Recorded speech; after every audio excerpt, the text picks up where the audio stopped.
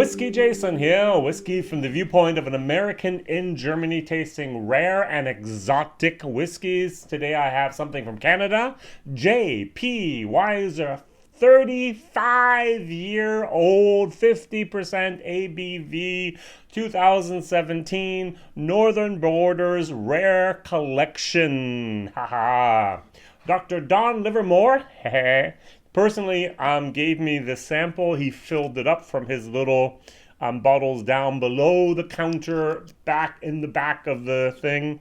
Thank you very much, Dr. Don. It's a privilege. It was a privilege meeting you, and hopefully one day we'll meet again. This is basically 90% corn whiskey, distilled probably, if I remember correctly, on a column still way back when.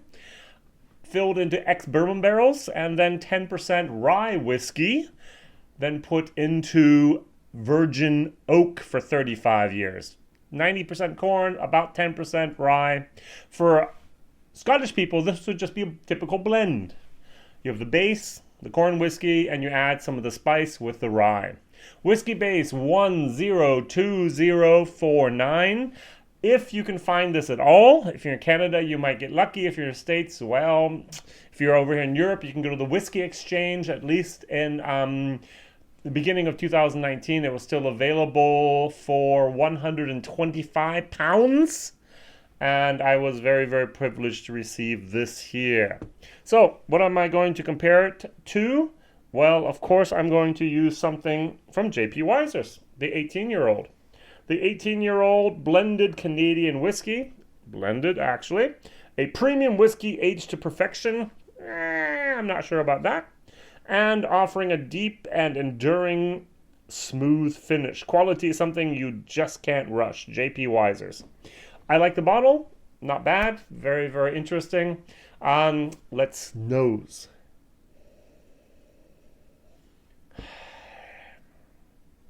The first thing that really just pops into my mind, once again, it's a sweet rye note. It doesn't smell like it's 35 years old. It's not that oak that I have had many times when I take a 40-year-old Glenfarclas or a 40-year-old Glenglassaugh or the 40-year-old, 50-year-old single grain here from Cooper's Choice. This is smoother. This is rounder. This is just a little bit more. I sometimes compare my whiskeys to like a volume. Sometimes there's I think it's Highland Park full volume where it's turned up to like 10 or 12. And this is like 3. It's very polite. Over here, this is like 2 actually. Very, very not hello. Not the dumb American, hey, get out of my way, and not the German Achtung. But it's very, very, very mild, very polite, very, very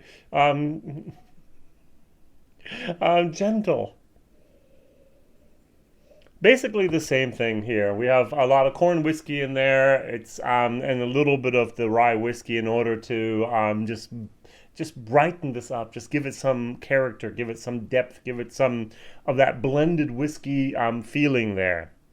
Let's try this first of all. 50%, 40%. This does need a little bit of time in the glass. It does open up. I think Ralphie said a second on the tongue for the year in the cask. Sometimes I would say a minute in the open air for every year in the cask. Yeah, not very often I get to taste a 35-year-old Canadian whiskey. I think Rob from Whiskey in the Six is one of the very few people that have actually done a review on this. Maybe Food Creek also did one as well, and so maybe in the top 5 of people who've actually had the privilege online on YouTube here to actually have tried the J.P. Weiser's 35-year-old.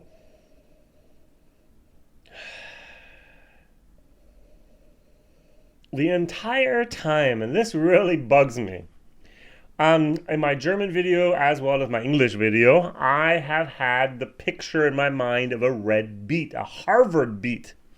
I like Harvard beets. My grandmother made the best Harvard beets, I think, in the world back then. And it has a certain consistency and a certain texture and a certain appeal to them that's that's absolutely totally different, but something my brain is associating with it. I don't know yet exactly what. If anyone can help me out why I'm thinking of red Harvard Beets here when I have this on the nose. It's a light rye. It's a sweet rye. No, I don't have my bottle here. Yes, I do. I didn't want to do this, but I'm going to just briefly pull out the rye one here. Not a very well-known whiskey at all, unfortunately. It prides itself on being very, very sweet. And I just want to check my hypothesis, if at all this could be also the case. So let's just put this over here for the moment, out of the picture. Yep. It's very, very similar. Wow. Totally different, the age and the wood and so on, but we're getting that sweet rye character. Yep. I'm getting a lot more cotton candy here, which is the bourbon moment, the corn. Yep. All right. Good. This is my nose really needed to just figure out if I'm getting this what I'm thinking I'm getting. All right.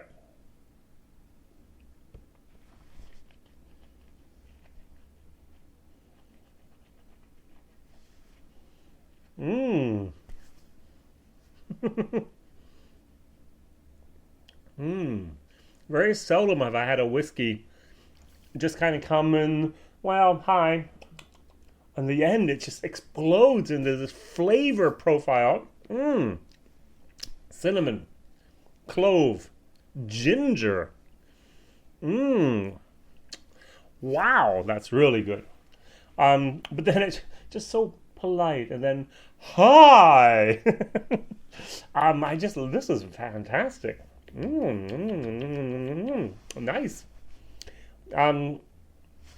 Take a little bit of water. Now I'm going to do the 18 just as a comparison.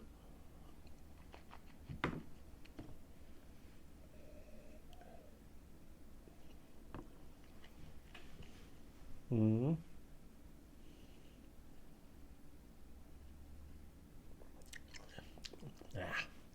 The problem with the 18-year-old is there's a lot of type of a bitter type of woodiness to this towards the end. As I said, whoops, what happened? That aftertaste, that finish is just not doing it for this.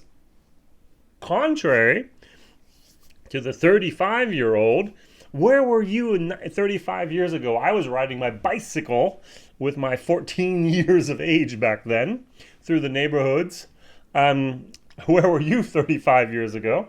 I asked the same question here on one of my live streams recently, and it was actually just a 21-year-old whiskey, and most of the people, a lot of my viewers here are in their 30s. They're like, oh, I was in elementary school. One person said, I was still pooping my diapers. I thought that was fantastic. All right, going back to the whiskey here. 35 years ago. Where were you? I'm sure Food Queek, if he ever watches this, he's going to say probably driving a taxi. Oh, what I wanted to do is put some water in there. I forgot. 1, 2, 3. So,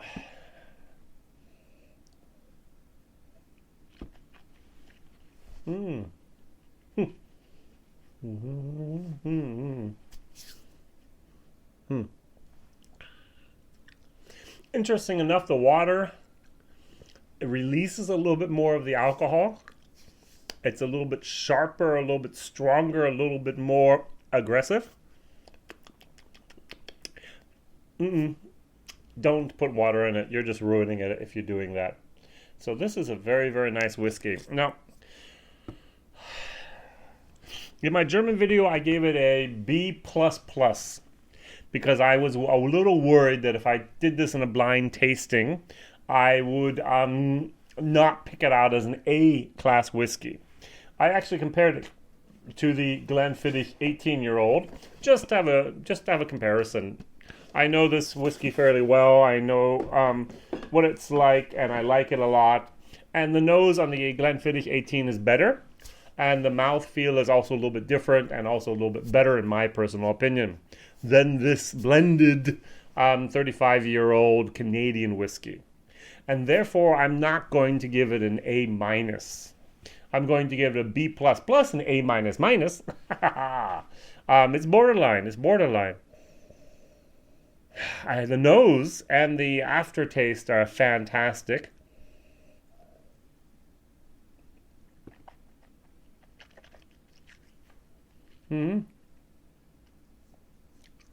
But it's basically playing on 5 different flavors here.